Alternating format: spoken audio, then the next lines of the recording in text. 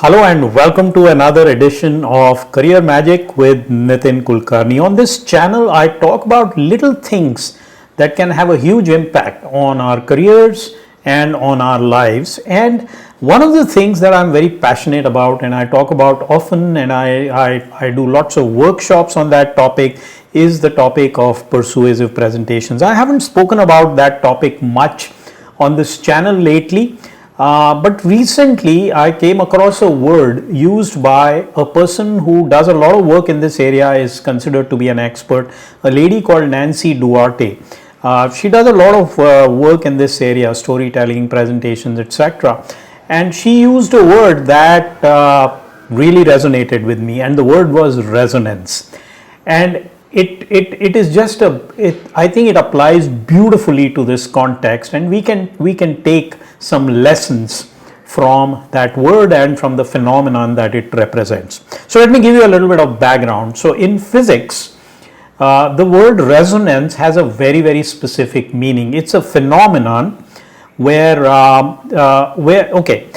every object in nature, whether it's a stone or it's a table, a bridge, a building, anything at all, an iron bar, any object in nature has a natural frequency of vibration. So you know what happens is, do you know, if you hit a metal object, you can sense that it vibrates, right? So every object vibrates. Every object has the ability to vibrate when it is made to. And every object has a natural frequency of vibration, which depends upon the material that it is made up of, or a set of materials it's made up of, its construction, its shape. All of those things go into determining the natural frequency of vibration of any object. Now, why is that important? That is important because if I have an object with some natural frequency, and in its vicinity, close to it, I start vibrating some other object at that frequency. So I cause vibrations to happen in its vicinity, which matches its natural. If it does not match its natural frequency, nothing much is going to happen.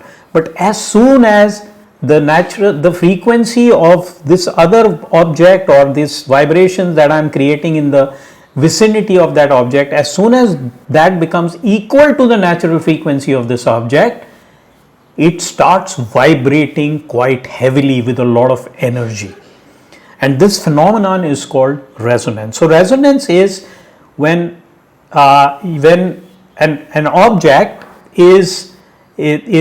starts vibrating very heavily and with a lot of energy in response to something else in its vicinity that is vibrating at its natural frequency. That's resonance for you. Relatively simple concept. I probably made it more complicated than I needed to, but that is resonance in physics.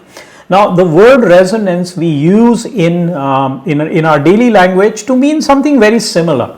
So I might say that I really resonate with the ideas of this person. What that means is that I agree with them wholeheartedly. I am one with those ideas. They really appeal to me. So resonance really means wholehearted acceptance or agreement. And that so it's a very useful concept. Now, when you take that to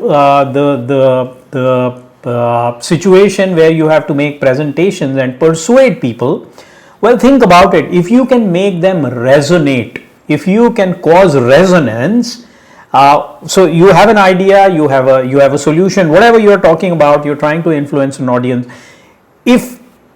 And they have a natural frequency in this context, okay? They have a natural frequency, which is probably, not the frequency of vibration, but what we are trying to do is we are trying to resonate that idea with them.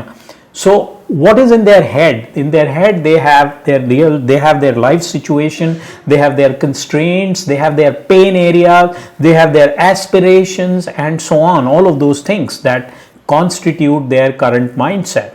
Now, that comprises their natural frequency. Now, if I can, present my ideas in such a way that it sort of matches that natural frequency, I will cause resonance. And which means that there is likely to be a wholehearted agreement with my idea, with an acceptance of my idea, my product, my service, my solution, my recommendation, whatever the case may be. That would be a wonderful thing, right? So when I heard this word used by Nancy Duarte in that context, I really loved that usage, and I think it's useful to think about it from that context, that whenever I am presenting, if I want to be persuasive, if I want to be influential, I must make the audience resonate with me. So what do I need to do? I'm going to talk about 3 things that we can do at a very high level in order to cause this resonance and a better acceptance of our ideas. The first thing obviously we need to do, if we want them to resonate with us, we must actually articulate our ideas at that frequency, at their natural frequency. And what is their natural frequency? As I said, it is their pain areas, their situation, their aspiration, their roadblocks, their constraints, all of that. So we must, as a first thing to cause resonance, we must develop an intimate understanding of all of this. Now, there are ways to do this. It's not easy to do, but no one said it's easy to sell your ideas or make people resonate with your ideas. It is hard work, but when it is very rewarding to be able to make that happen, then I think it is incumbent upon us to spend that extra effort and time to do that. So there are many ways to do it, but we must develop a very good understanding of the frequency of our audience, so that then we can actually vibrate at that frequency. So that's number one.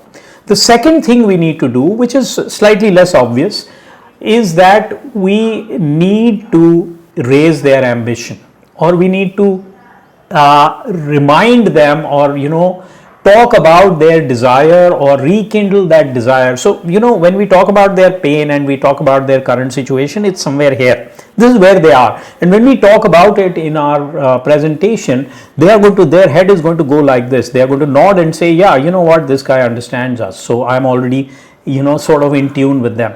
And then I raise their ambition. So this is what is. Then I talk about what could be. Yeah. So for example, I sell an education product, so I must talk about this is, you have got a pain, right?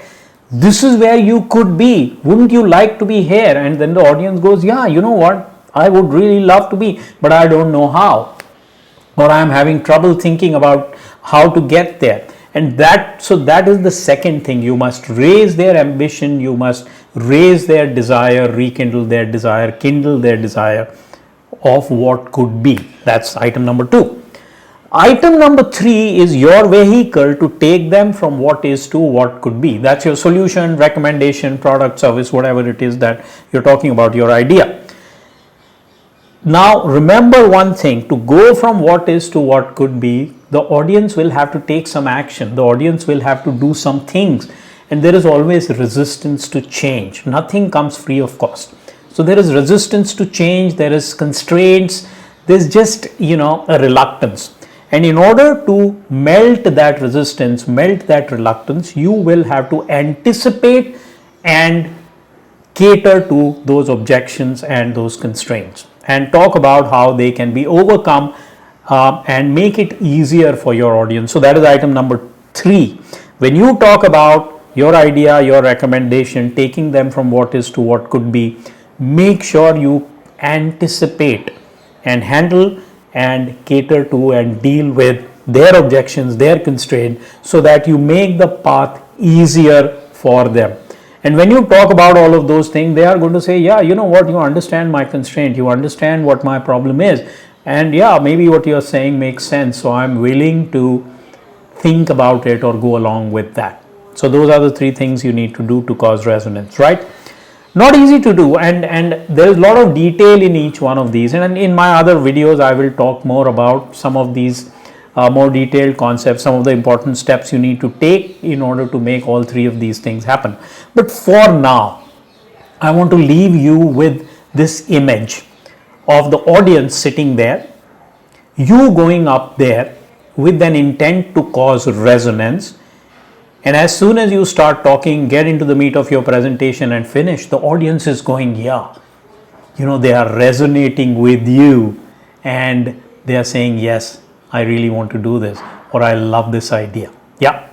So have that kind of a mindset. Every time you have to make an important presentation, there's an important presentation to be delivered, think resonance and take these 3 steps to make resonance happen, and you're going to be much more influential. So that's it for today. I will see you on the next edition of Career Magic.